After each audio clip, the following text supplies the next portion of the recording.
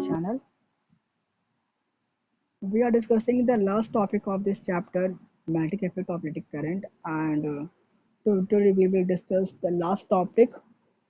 In last video, we have discussed about the domestic wiring.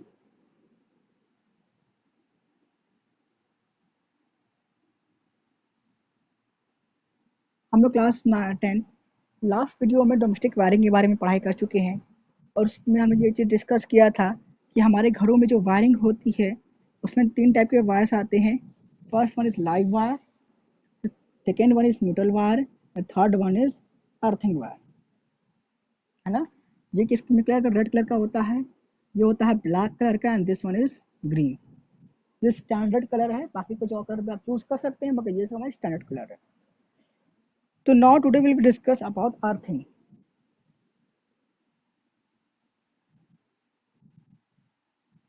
What is the requirement of earthing? कि हमको earthing की requirement है ही क्यों? चलिए डिस्कस कर लेते हैं इसको. स्मॉल सा टॉपिक है. देखिए ये हमारा क्या है, डिवाइस है. एक आयरन है.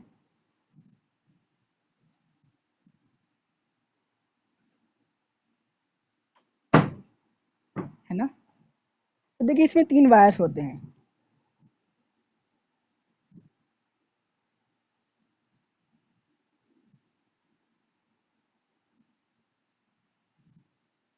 तो फर्स्ट वन इज होता है लाइव वायर,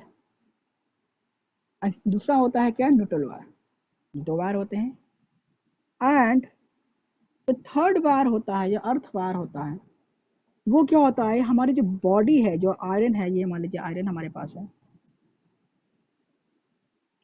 इस बॉडी से ये टच किया होता है. देखिए ये सर्किट है यहाँ पे जो टच किया हुआ है, पर ये क्या है, इस बॉडी से टच किया हुआ बाहर आया. तो what is the requirement of earthing? What do I do use earthing wire? To avoid a shock. हम अपने आप को शॉक से बचाने के लिए, शॉक हमको ना लगे, इसलिए हम क्या करते हैं, अर्थिंग वायर का यूज करते हैं.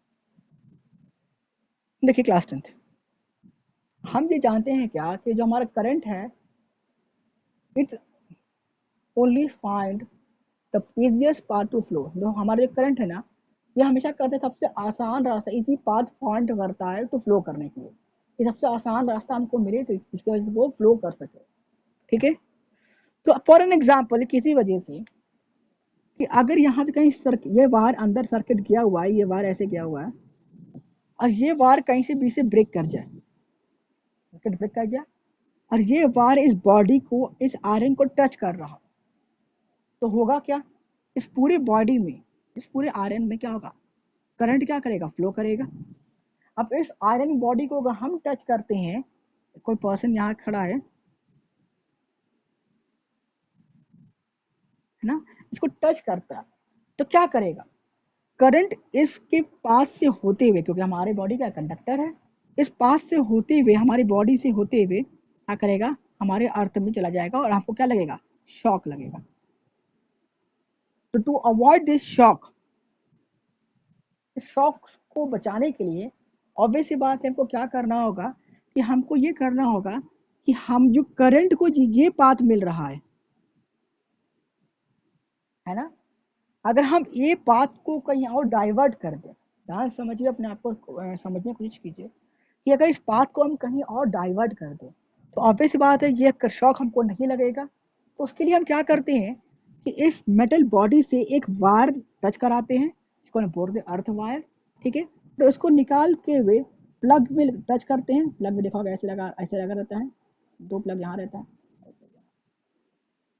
इस वायर को ले जाके अपने अर्थ के घर के बाहर अर्थिंग कर देते हैं. है ना. ये ऐसे सॉकेट है, ये सॉकेट से निकला हुआ, ये लाइव वायर, न्यूट्रल वायर. तो इससे क्या होगा कि जब हम, अच्छा अब यहाँ पे इसमें जब इस पूरे बॉडी में, इस आयरन में पूरी में कहीं पे भी करंट फ्लो कर गया तो क्या करेगा, उसको एक पाथ मिलेगा यहाँ से. तो इस पाथ को वो फॉलो करते हुए यहाँ से आएगा, यहाँ से सॉकेट से होते हुए यहाँ से फ्लो करते हुए आएगा, और जहाँ हमने अर्थिंग किया है घर के बाहर, वो होते हुए अर्थ के अंदर चला जाएगा. यहाँ से भी अर्थ में ही जा रहा है ना, यहाँ से भी अर्थ में ही जा रहा है, बट हम इसको क्या कर देंगे, एक पर्टिकुलर डायरेक्शन प्रोवाइड कर देंगे कि भाई तुम मेरे होते हुए ना इस बॉडी से होते हुए यहाँ से जाओ।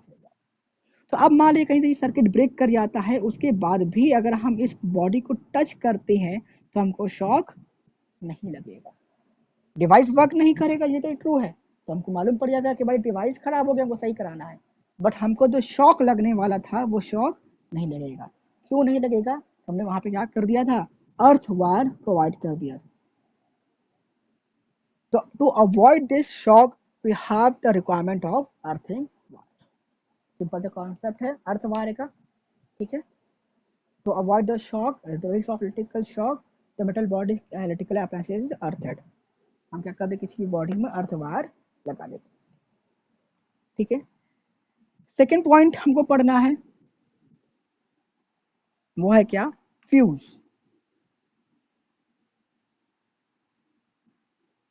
What is the requirement of the fuse in the metal body? हम अपने घरों में फ्यूज क्यों लगाते हैं? देखिए, ये हमारे घर का सर्किट बोर्ड है, यहाँ से दो वायर आते हैं, एक लाइव वायर एक न्यूट्रल वायर, है ना। तो हम पहले क्या करते हैं, यहाँ पे लगाते हैं फ्यूज, ये न्यूट्रल वायर नीचे ले जाते हैं और यहाँ पे क्या लगाते हैं, फ्यूज। तो यहाँ से हम प्लग पे लगा स्विच लगाते हैं, ठीक है। ये होता है क्या, ये क्या है, फ्यूज है। फ्यूज कैसा होता है, कुछ ऐसा होता है, अगर आपको याद हो, ध्यान से देखा हो कभी,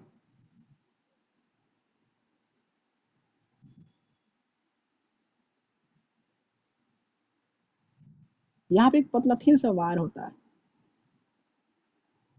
है ना।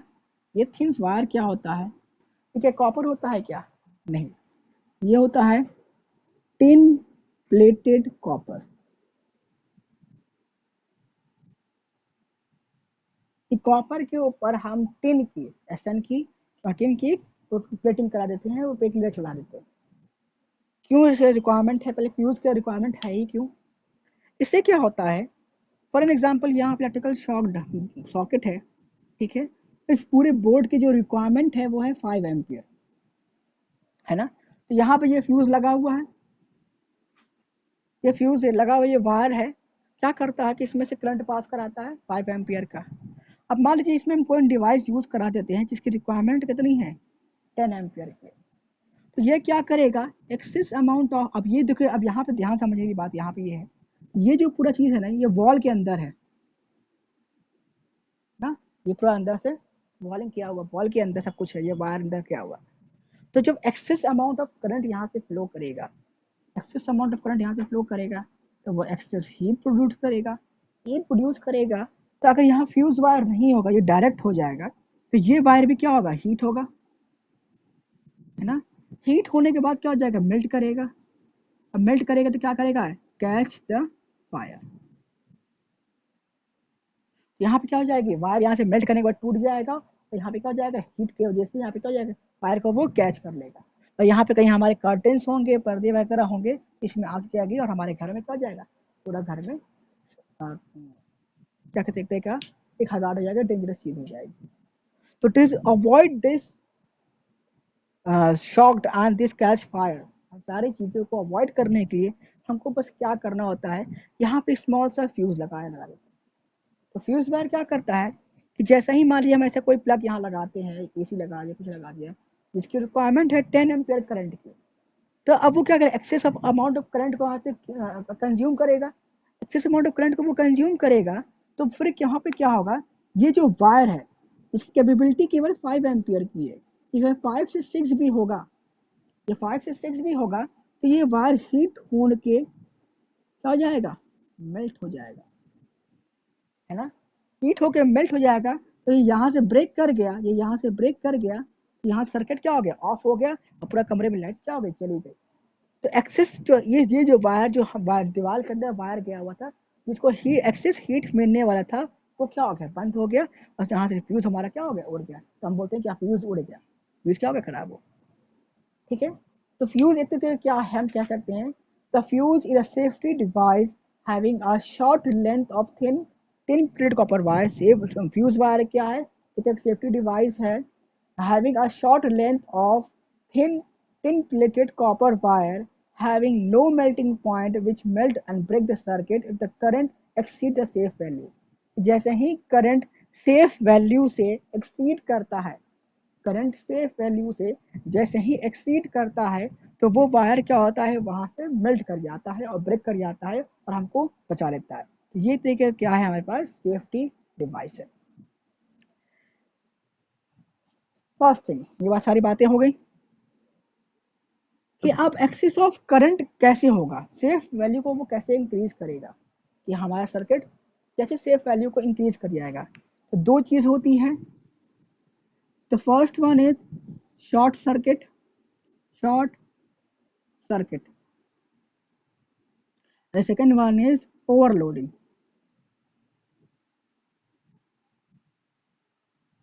है ना, शॉर्ट सर्किट एंड ओवरलोडिंग। देखिए ओवरलोडिंग तो अभी समझ में आ गया कि इस फ्यूज वायर की जो अमाउंट अभी जो मैंने डिस्कस किया था कि उसका जो कैपेबिलिटी है वो 5 एम्पियर की है। एक्सेस ऑफ करंट हम यहाँ से कंज्यूम करते हैं 5 से 10 एम्पियर करने की कोशिश करते हैं, तो क्या हो जाएगा, वो वहाँ से हीट होकर मेल्ट हो जाएगा, और मेल्ट हो जाएगा तो हमारे घरों में क्या जाएगा, फायर कैच कर जाएगा। तो ये हो जाएगा तो ओवरलोडिंग एग्जाम्पल। शॉर्ट सर्किट, यहाँ से लाइव वायर आ रही है, यहाँ से न्यूट्रल वायर आ रहा है ना, और ये हमारे बोर्ड में गया, है ना, यहाँ से फ्यूज वायर नहीं लगाया हुआ है एग्जाम्पल के तौर पे, और ये यहाँ जहाँ से जाके हमारे प्लग में लगा हुआ है। जब हम यहाँ पे स्विच ऑन करते हैं तो वो क्या करता है, आपस में कनेक्शन प्रोवाइड करता है। स्विच ऑफ करते हैं तो कनेक्शन यहाँ से ऑफ, ये न्यूट्रल वायर है और ये लाइव वायर ऐसे है ना।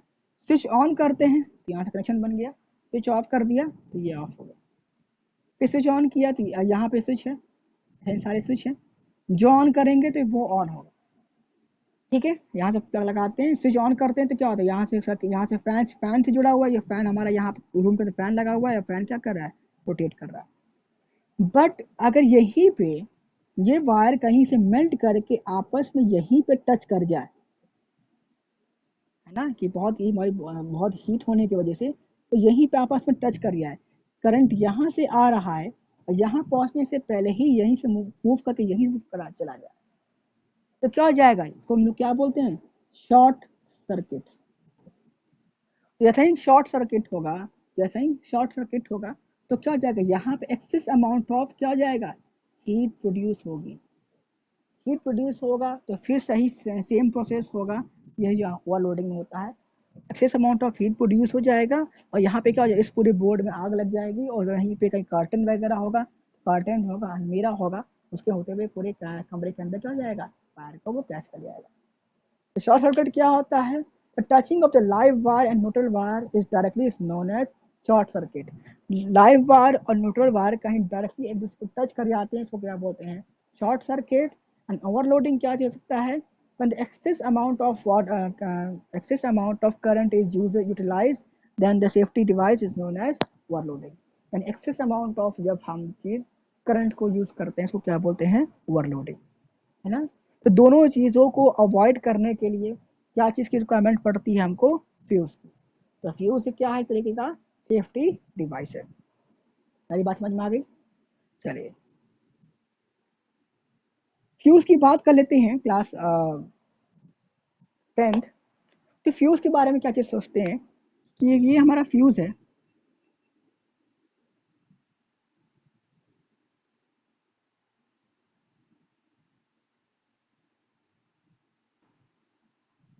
ना। तो फ्यूज की बात कर लेते हैं, तो फ्यूज में कैसे कौन सा वायर लगाएंगे, क्या चीज़ ध्यान रखना होगा।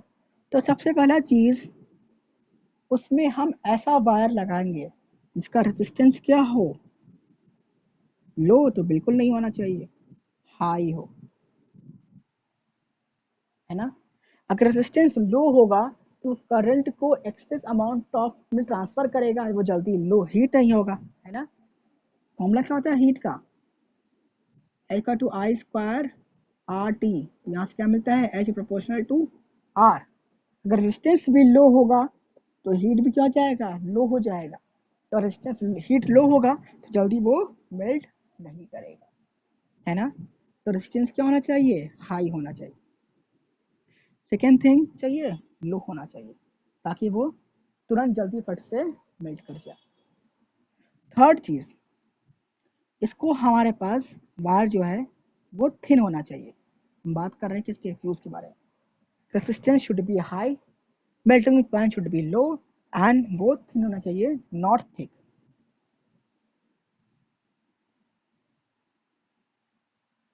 क्यों नहीं थिक की बात कर रहा हूं हम लोग, क्योंकि आप लोग को याद हो the resistance is directly proportional to 1 upon area, है ना। तो अगर एरिया ज़्यादा हो जाएगा तो रेजिस्टेंस क्या हो जाएगा, कम हो जाएगा। रेजिस्टेंस कम हो जाएगा तो हीट कम हो जाएगा, हीट कम हो जाएगा तो वो मेल्ट नहीं करेगा। बात समझ में आ रही ना। तो इसको कंबाइन करते हैं तो क्या बन रहा है, एक रिलेशन बन रहा है, H is proportional to R proportional to 1 upon area. अगर हम वायर को थिन लेते हैं, वायर को अगर थिन लेते हैं तो एरिया कम हो जाएगा, एरिया कम हो जाएगा तो रेजिस्टेंस इंक्रीज कर जाएगा, रेजिस्टेंस इंक्रीज कर जाएगा तो हीट भी क्या करेगा, इंक्रीज करेगा। जिसे इंक्रीज करेगा तो वो क्या करेगा, जल्दी से वो मेल्ट कर जाएगा, है ना। ये तीन चीज आपस में क्या है, रिलेटेड है। जितना हम लोग सब पढ़ चुके हैं वही कॉन्सेप्ट यहाँ अप्लाई करना है। तो fuse wire should be have high resistance, low melting point and should be thin. ठीक है।